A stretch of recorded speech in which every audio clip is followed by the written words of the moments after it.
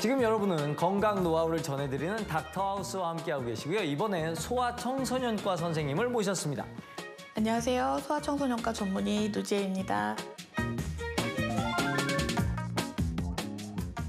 이번 주제 뭔가요? 네, 그 전에 이종수님 자녀분 있으신가요? 아, 그렇습니다. 제가 둘이나 있죠. 네, 그러면 이번 이야기에 매우 공감하실 것 같은데요.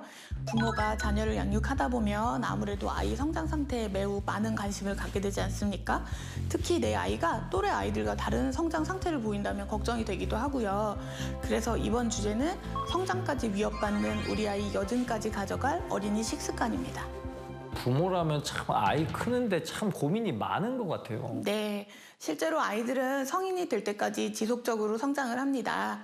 아이의 몸이 태어나서 가장 빠른 속도로 자란 때는 출생했을 때부터 만 2세까지입니다. 이때까지는 1년에 약 10cm에서 25cm까지 자라게 되는데요. 만 2세를 지나서 사춘기까지는 성장 상태가 다소 주춤하지만 그래도 1년에 약 5cm에서 7cm 정도씩은 자라거든요. 그러다가 사춘기가 시작되는 여아 11세, 남아 13세경부터 성장 속도가 다시 빨라집니다. 그러면 성장의 기준은 키랑 몸무게인가요? 네, 맞습니다. 대부분 성장은 키를 기준으로 보기 때문에 그중에서는 키가 비교적 작기도 하지만 그에 비해서 체중도 더 작아서 자람 실패, 또 영어로는 failure to thrive라고 부르는 아이들이 있습니다. 이 아이들 같은 경우는 원령 대비 신장은 5% 이상으로 비교적 정상이지만 체중의 경우는 3% 이하로 적은 경우이기 때문에 통상적으로 전체 인구에서 3%에서 10% 정도 해당하는 아이들이고요. 이런 경우에는 환경이나 생활 습관을 포함해서 아이의 식습관을 꼭 살펴봐야 합니다. 구체적으로 어떤 내용을 살펴봐야 될까요? 먼저 환경부터 좀 살펴봐야 해요. 아이가 태어났을 때 너무 작게 태어났거나 너무 크게 태어나진 않았는지, 엄마 아빠가 어렸을 때도 작았는지를 알면 유전적인 요인을 알 수가 있어요.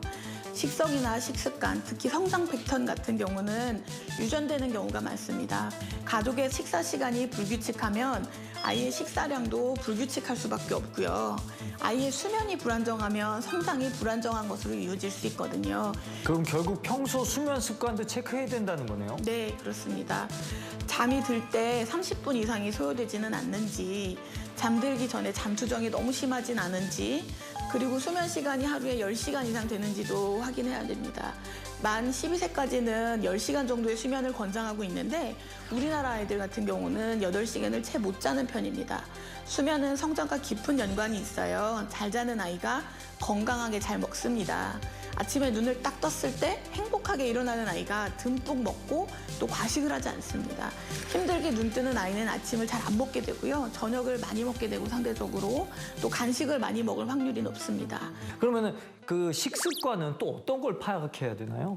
여러 가지를 또 이야기를 들어봐야 되는데요. 부모님들 이야기를 잘 들어보면 이 아이는 입에 음식을 물고만 있다. 식사 시간이 너무 길다.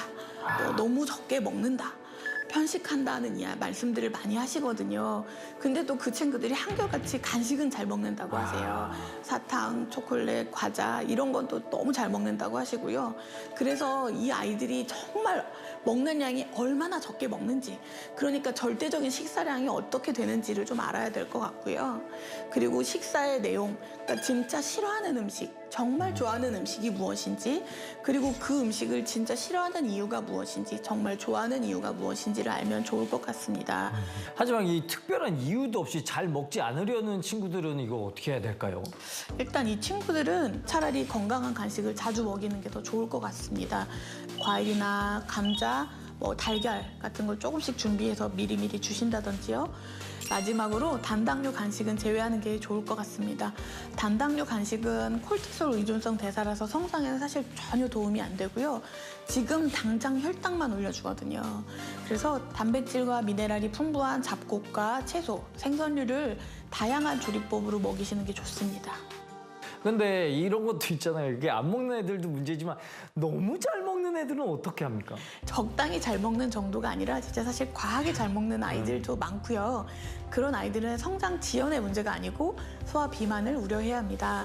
실제로 이제 코로나 이전부터 우리나라에서 소화 비만의 빈도가 점점 높아지고 있어서 대한소아청소년과 학회에서도 경각심을 높이고 있었고요.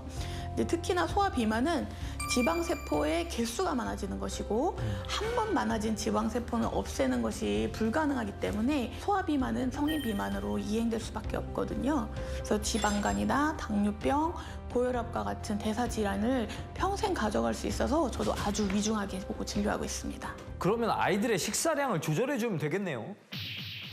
무조건적인 식사량 제한은 오히려 성장을 방해할 수 있어서 위험합니다. 새끼 식사를 규칙적으로 하되 담백한 한식 위주의 균형 잡힌 식단이 가장 좋습니다. 그리고 좋은 생활 습관이나 올바른 식습관은 아이에게만 강요해서는 안 됩니다. 모든 가족이 함께 동참해야 합니다. 다시 말해서 엄마 아빠는 늦게까지 TV 보면서 아이 보고 일찍 자라고 하면 안 되고요.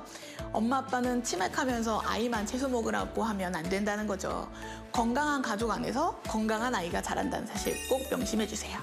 정말 아이 키우는데 꼭 필요한 정보들을 많이 얻은 것 같습니다. 오늘 노지혜 선생님 감사합니다. 감사합니다. 다음 이 시간에도 알찬 정보로 다시 돌아오도록 하겠습니다. 지금까지 닥터하우스 MC 이정수였습니다.